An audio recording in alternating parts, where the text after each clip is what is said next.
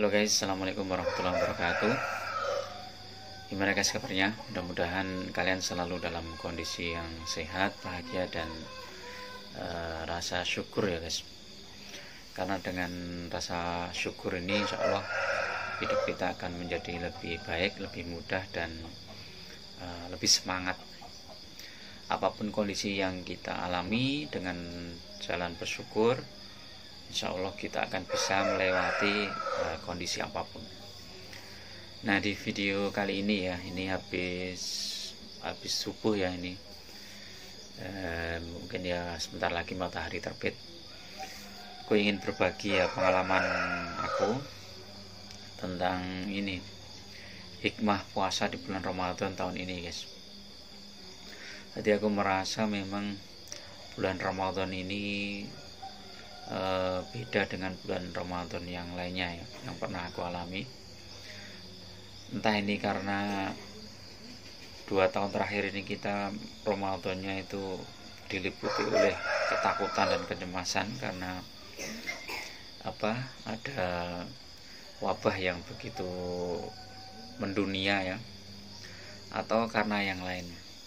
Tapi aku merasa bahwa bulan Ramadan ini bulan yang sangat-sangat istimewa bagi aku ya. Aku merasa ibadah puasa, terus kemudian ibadah-ibadah yang lainnya itu menjadi sangat bermakna ya. Batin itu, kepuasan batin itu lebih dari bulan tahun-tahun sebelumnya. Hati menjadi tenang, tentram, damai. Walaupun di sana sini masih banyak kekurangan ya, banyak masalah ya, misalnya di bidang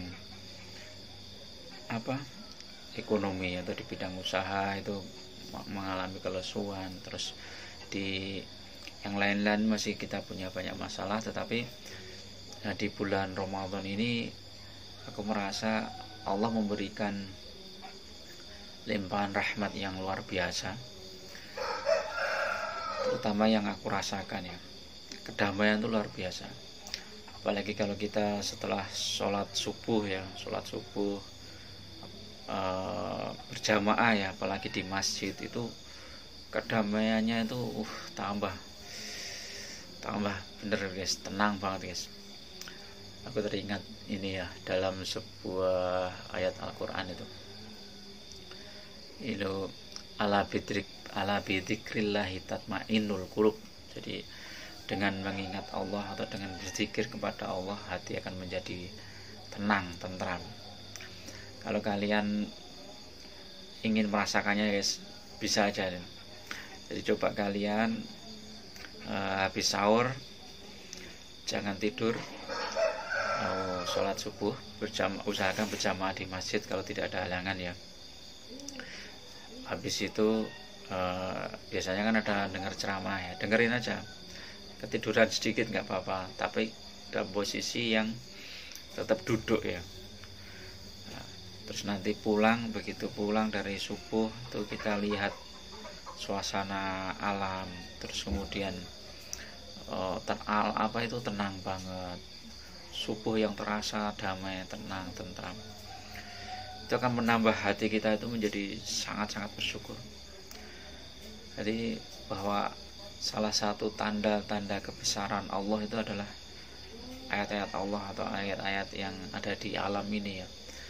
Melihat penciptaan malam dan siang, melihat pergantian malam dan siang, terus kemudian melihat bumi, melihat tanah, air, tumbuh-tumbuhan, hewan. Itu semua itu menambah kekaguman kita terhadap Allah Subhanahu wa taala. Nanti Rabbana ma khalaqta hadza batila. Ya Allah, sesungguhnya apapun yang Kau ciptakan di alam ini tidak ada yang sia-sia. Jadi pasti membawa hikmah. Bahkan Allah memberi gambaran ya tentang nyamuk kecil ya, nyamuk. Ternyata ketika kita kaji secara lebih mendalam, secara perenungan yang lebih dalam, ternyata ada hikmah penciptaan yang luar biasa. Nyamuk yang begitu kecil, begitu bisa punya kemampuan seperti itu, bahkan manusia belum bisa menciptakan nyamuk sampai sekarang. Kalau obat nyamuk bisa. Nah, ini menandakan bahwa Allah itu luar biasa, bahwa semua ya, bumi dan langit dan isinya ini semua yang menciptakan itu Allah yang maha besar, Allah yang maha kuasa. Allahu la ilaha illa huwal hayyul qayyum. Allah dialah Allahu la ilaha, dialah Tuhan yang tidak ada, la ilaha, tidak ada ilah selain dia, tidak ada Tuhan selain dia, selain Allah. Al hayyul qayyum, yang maha hidup lagi maha berdiri sendiri. Jadi Allah itu maha hidup, bukan hanya hidup guys, maha hidup.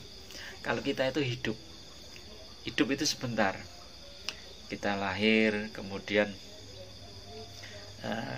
menjadi anak-anak, kemudian menjadi dewasa, kemudian remaja, kemudian menikah, punya anak, kemudian kita menua, kemudian kita meninggal. Paling banter kita mungkin usia sekarang udah 100 tahun, sudah luar biasa. Mungkin 70 tahun atau 80 tahun itu sudah sangat-sangat sangat hebat lah orang-orang sekarang. Tapi itu pun kemampuannya sudah sangat menurun, produktivitasnya menurun. Tetapi kemudian setelah itu kita meninggal. Nah, ketika kita meninggal, itu persiapan apa yang kita buat? Jadi kalau aku membayangkan nanti ketika aku meninggal tuh, aku harus sudah mempersiapkan bekal. Ibaratnya itu kita melakukan perjalanan yang jauh, maka di dunia ini ya, dari usia remaja sampai sekarang ini adalah persiapan aku untuk nanti bekal di kehidupan yang mendatang. Jadi kadang aku ini aja perenungan ya, ketika manusia itu diberikan kesempatan untuk hidup di dunia ini, tetapi dia digunakan untuk berbuat zalim, kemudian berbuat yang merugikan banyak orang, terus itu ternyata mereka sendiri yang rugi. Karena apa? Karena ketika dia nanti meninggal, maka semua itu akan dikembalikan ke dia. Jadi perbuatan baik atau perbuatan buruk, walaupun itu kecil, pasti akan kembali ke dia. Baik kembalinya itu saat dia masih hidup ataupun dia sudah mati. Fama ya'mal misqala dzarratin khairan yarah. Barang siapa berbuat baik walaupun dia sebesar biji sawi atau biji atom yang enggak kelihatan, maka dia akan mendapatkan balasannya. Wa may ya'mal misqala dzarratin syarran yarah. Dan barang siapa berbuat buruk, maka dia akan mendapatkan balasannya. Jadi Allah itu maha adil. Jadi kita tidak perlu terlalu rakus ya mungkin dengan dunia ini, menghalalkan segala cara terhadap jabatan, terhadap kekuasaan, terhadap dunia ini. Sudah punya 1 miliar, pengen 2 miliar, 3 miliar, 4 miliar, 1 triliun, 10 triliun.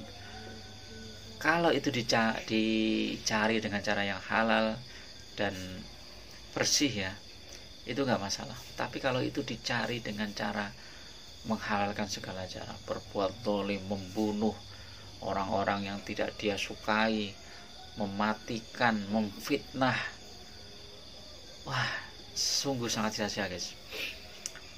Karena dunia itu kecil, dunia itu sangat-sangat kecil bagi orang-orang yang arif, orang-orang yang bijaksana.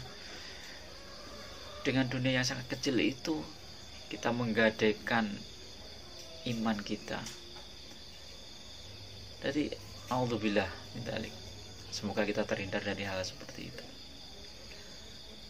Bahkan ada yang menghalalkan segala cara dengan menginjak sana menginjak sini, membuat banyak orang sengsara hidupnya, sementara dia hidup bermewah-mewah, berpesta pora di dunia ini. Sampai kapan guys? Mungkin usia kalian ya, yang mungkin orang yang berkuasa sekarang itu usianya udah 70 tahun atau 75 tahun, paling banter ya 10 tahun atau 15 tahun. Itu pun kalau tidak dicabut malaikat maut dalam waktu lebih cepat, bisa aja lebih cepat.